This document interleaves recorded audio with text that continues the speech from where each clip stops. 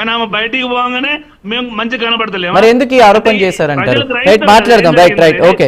సంజయ్ రెడ్డి గారు మీరేమంటారు? నేనేమంటా అండి,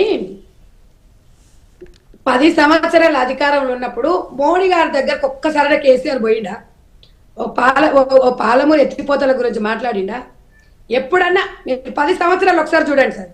మోడీ గారు మనకు ప్రధానమంత్రి, బీజేపీ పార్టీ పక్కన పెట్టండి. మన రాష్ట్రానికి మోడీ గారు వచ్చినప్పుడు కనీసము ఆయనను పలకరించలేదు.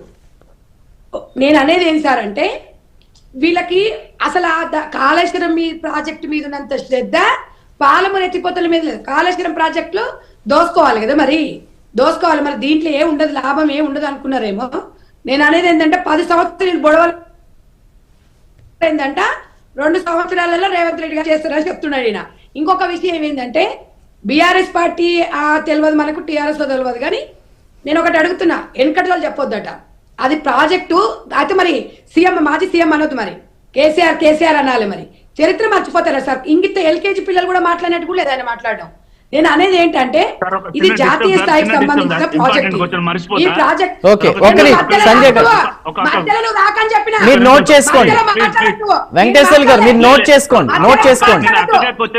మధ్యలో మీరు మాట్లాడద్దు, ఒకసారి మీరు నోట్ చేసుకోండి. మేడం మాట్లాడిన తర్వాత ఒకసారి మీరు మాట్లాడండి.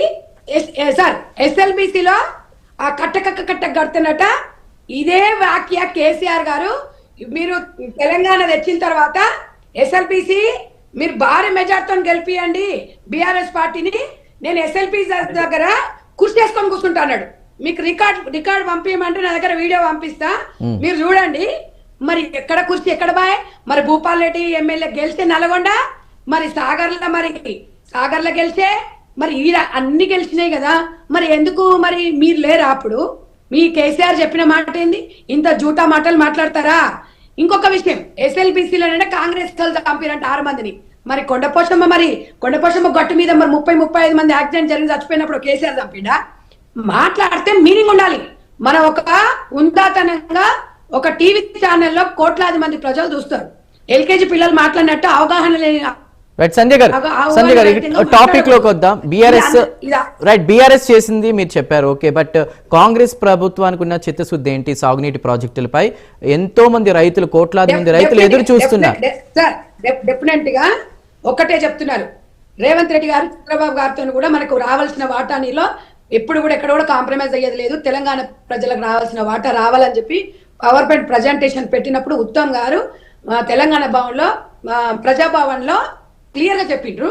ఆ రోజు అందరూ నిపుణులు కూడా వచ్చిండ్రు, జర్నలిస్టులు కూడా పిలిచిండ్రు. క్లారిటీగా అర్థమైంది, తెలంగాణకు రావాల్సిన నిధులు కానివ్వండి, నియామకాలు కానివ్వండి, మన ప్రాజెక్టులు మనకు కట్టినవన్నీ కానీ 100% మోడీ గారి దగ్గరికి వెళ్తున్నారు, అడుగుతున్నారు. కానీ సఖ్యత లేకుండా గొడవలు కొట్లాటలు పెట్టుకున్న రకం రేవంత్ రెడ్డి గారు. రేవంత్ రెడ్డి ఒక్కరికే బాధ్యతనండి, బీఆర్ఎస్ పార్టీకి బాధ్యత లేదా? బీజేపీ వాళ్ళకి బాధ్యత లేదా? ఎంపీలు ఉన్నాం ఎందుకండి పార్లమెంట్ లో? మనము తెలంగాణ నుంచి 8 మంది బీజేపీ ఎంపీలు ఉన్నారు, వాళ్ళకు కూడా బాధ్యత ఉంది కదా సార్. వాళ్ళు కూడా అందరం పోయి అడగాల్సిందే కదా మనకు ఎందుకంటే బీజేపీ పార్టీ 8 మంది ఎంపీలు ఉన్నా ఇప్పటివరకు మనకు వచ్చినది ఒరిగిపోయింది కూడా ఏం లేదు. ఈ ప్రాజెక్ట్ ఒకటి నామకరణం చేసిపోయినప్పుడు జాతీయ హోదా కల్పిస్తున్నప్పుడు కూడా మేము అమిత్ షా గారిని అడిగాము. ఆ రోజు మేము ఈ రహదారులు వేసినాం, ఈ రహదారిని ఎవరు ఇంట్లో నుంచి వేయలే, మనము రాష్ట్ర ప్రభుత్వాలు ట్యాక్సీలు కడుతున్నాం కాబట్టి వేసింది. జాతీయ హోదా కావాలని అడిగింది కూడా కాంగ్రెస్ పార్టీనే. మేము అన్నది ఏంటంటే, ఇవాళ ఎవరినెవరిని విమర్శించుకోవడం కాదు, అన్ని పార్టీలు కలిసి ఈ జాతీయ స్థాయి హోదాని పాలమూరు ఎత్తిపోతల గురించి మాట్లాడాలి. రేవంత్ రెడ్డి గారికి ఎంత బాధ్యత ఉందో మాజీ సీఎం కేసీఆర్ గారు కూడా ఉంది. ఆమోదం వండుకుంటే పాలన జరగదు, పార్టీ నడపరు, అందరికి ఉంది. మరి ఇదే ఇరిగేషన్, ఇదే మరి వ్యవసాయ శాఖ మంత్రి ఈయన పాలమూరుకు సంబంధించిన వ్యక్తే కదా, ఇదే హరీష్ రావు ఇరిగేషన్ శాఖ మంత్రి కదా. మరి దాని గురించి ఎందుకు మాట్లాడారు అంటే, ఎంతసేపటికి మీ ఆస్తులు కాపాడుకోవడం అంతే తప్ప తెలంగాణ ప్రజలు తెలుసు. కానీ రేవంత్ రెడ్డి గారి గురించి తెలంగాణకు రావాల్సిన నిధులు, నియామకాలు 100% దానికి కావాల్సిన, ఇవాళ పాలమూరు ఎత్తిపోతల గురించి ఇవాళ గుర్తుకొచ్చిందా కేసీఆర్ కి? బీఆర్ఎస్ పార్టీలకు అందరం కలిసి చేసుకోవాలి, ముందుకెళ్ళాలి, ఆ విషయాల కాంప్రమైజ్ గారు. 100% పాలమూరు అనేది వెనుకబడ్డ జిల్లా. మాకు చాలా సంతోషం అనిపించింది.